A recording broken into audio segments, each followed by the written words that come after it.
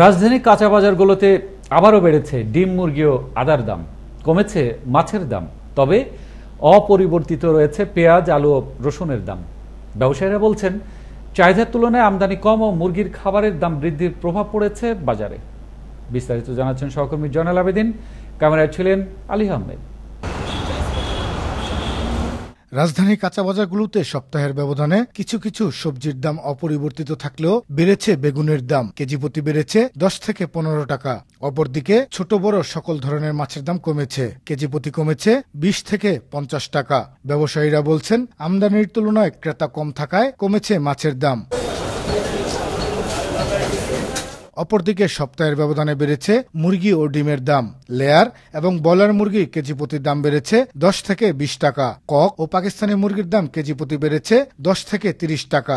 এছাড়াও ডিমে হালি প্রতি বেড়েছে 4 টাকা। ব্যবসায়ীরা বলছেন, মুরগির খাবারের দাম বাড়ার কারণে দাম বেড়েছে মুরগি ও ডিমের। অপরদিকে ঝাঁজ বেড়েছে আদার, কেজি প্রতি দাম বেড়েছে 10 থেকে 20 টাকা। এছাড়া অপরিবর্তিত রয়েছে পেঁয়াজ, আলু, রসুনের দাম। দাম বাড়েনি তেল, ডাল, চিনি সহ অন্যান্য সব পণ্যের দাম। ডিম এবং মুরগির দাম অস্বাভাবিকভাবে বাড়ার কারণে বাজার মনিটরিং করার পাশাপাশি যে সকল পণ্যের দাম বেড়েছে সেগুলোর প্রতি নজরদারি করে দাম নিয়ন্ত্রণে আনার দাবি সচেতন মহলের।